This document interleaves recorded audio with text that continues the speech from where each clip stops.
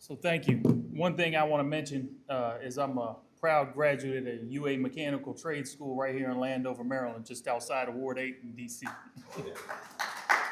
So, obviously, what I'm planning on talking about here is data centers, and I'm going to do my best not to, kind of preach to the choir too much or repeat any of the good points that some of the other speakers spoke about.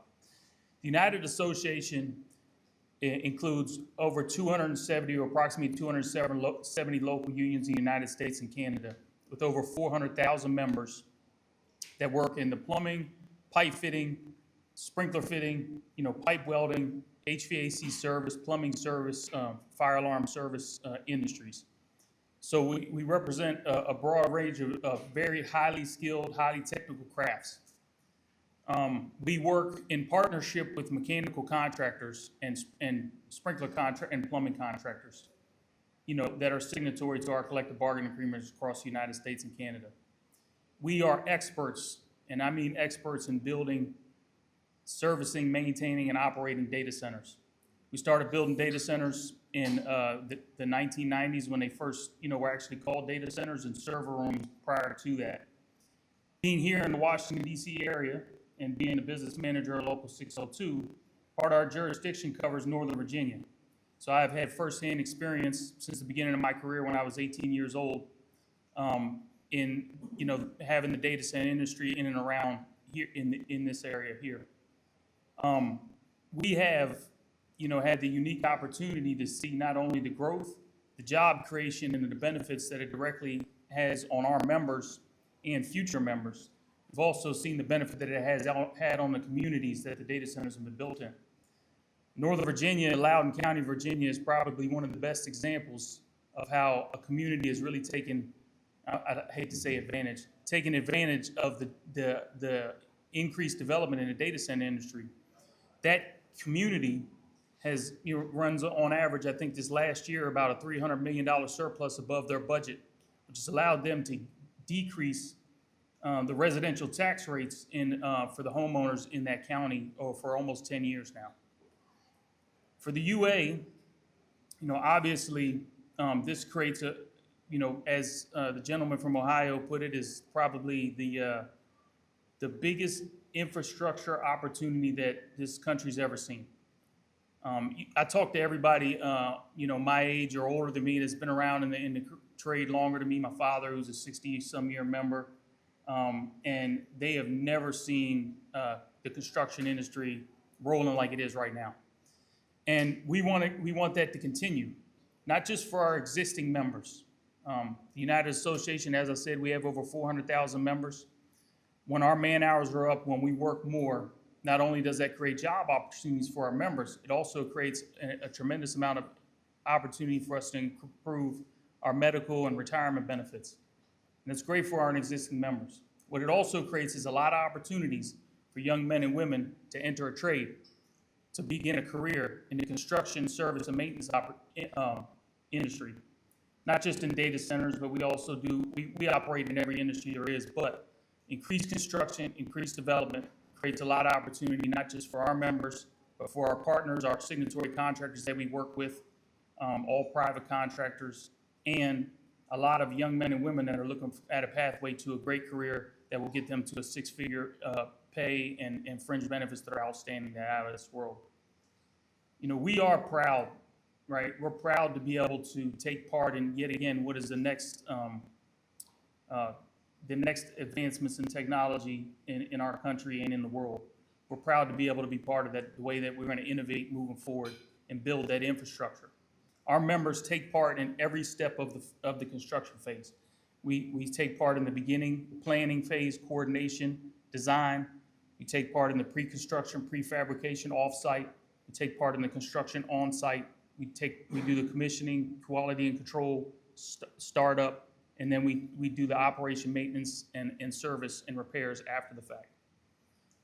Data centers get a really bad rap. I think, our General President Mark McManus, had the foresight to actually dedicate someone from our union, myself, to lead up data centers across the U.S. I mean, he saw how much the industry was going and where it was going to go in the future, and wanted to make sure that we paid as much attention as we could possible to make sure that we're keeping up with the labor demand and keeping up with making sure that we train and prepare for the future builds of these data centers. And nobody else is taking more time and attention to taking care of the data industry than the United Association. And I'll say this because of that, because we're so involved in the industry, because we're planning for it, because we're working on training programs, we are best capable. We are in the best situation possible. We're in a unique situation, position to make sure that we deliver the manpower, the technical trained manpower that'll build these data centers in the future. And we are partners with the industry. We want to make sure that these data centers are built and that the construction, the service and maintenance continues to grow. A lot of people, as I said, there's a lot of bad rap against data centers out there. There's a lot of people that have a lot of negative things to say. And when somebody wants to say something negative about something, they'll find a way to pick apart just about anything, any good point that you could come up with. From a workforce perspective, millions of Americans work in the construction industry. They rely on the construction industry to provide for themselves and provide for their families. There's going to be millions more behind them that are going to need to have that industry, the construction industry, in good shape moving forward, so that when they come out of trade schools or high schools and they want to look to get into the construction trade or the service and maintenance trade, they're going to need those things to continue to move forward, or else they're not going to have a career. They're not going to have the ability to take care of themselves and their families. I've heard many people talk about the construction jobs as often very dismissive because they say that they're only temporary. Well, without a stream of construction projects, without continued growth, you can't build a 30 or 40-year career. The data centers present that opportunity for us. Most data centers, when they go to develop an area, they develop in a campus. That campus oftentimes has several buildings, which can extend that construction project sometimes up to or beyond 10 years. And then after that, there is permanent jobs available in the data centers for the service, maintenance, and operations. Statistics might not say that they're directly with the end user or the developer or the operator that's building them. However, there is plenty of contractors that are being subcontracted to work to service and maintain those buildings every day, from the HVAC service, maintenance, and operations to electrical service, maintenance, and operations, security, cleaning, you name it. So it's a really good opportunity.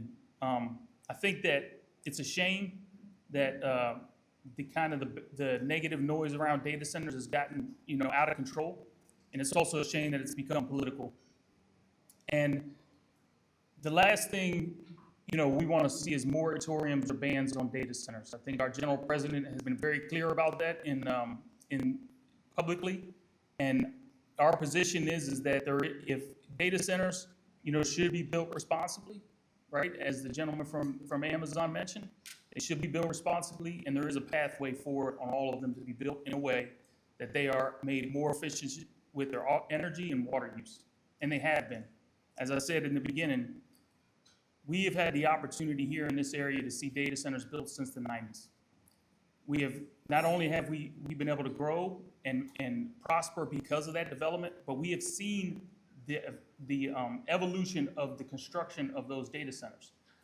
When they first started building them, if anybody's familiar with the industry, it was all raised access floors in the server rooms that had crack units, and then it moved on to evaporative systems, air-cooled chillers, closed-loop systems, and you name it.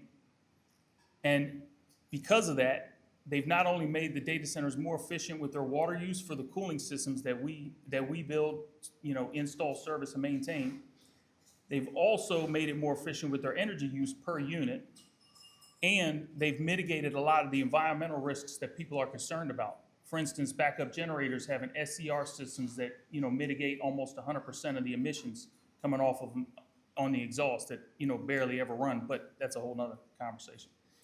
And then also building sound barriers around the data center, so if there is any noise that radiates from the building, it doesn't radiate further beyond those sound barriers. And then setting up the tax incentives in a way that the communities are able to benefit and help balance their budget. These are all things that people can work out on a local level.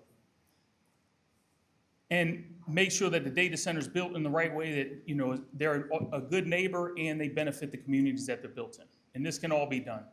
You know, even so much as the cooling systems, you know, being closed loop or bringing in 100% outside air, if you understand the cooling system, they're not, when you have a closed loop system, it's not gonna lose very much water throughout the process. If it is losing a bunch of water, you got a major problem that you need to repair. And even going beyond that, where most of the data centers are actually, or not, most of the data centers in certain areas are using reclaimed water to use the additional makeup water, which doesn't even come away from what your drinking source is your public water source. It's on a whole different circuit there.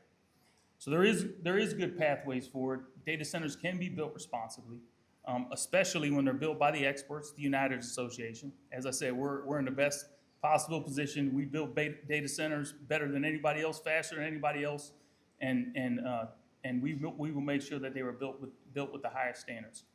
So happy to have the opportunity here. I just want to say one more time that when you look at this industry, don't just look at just the community development. Look at the opportunity for the people that are working in the construction industry to continue to have a great career, but look at the other young men and women that may be interested in getting in the construction industry and growing with it, because that's where people are going to prosper the most, and send them our way. We'll take great care of them. And to everybody, every developer or operator of a data center, you know, let us come build them. We'll make sure they're built right. Thank you.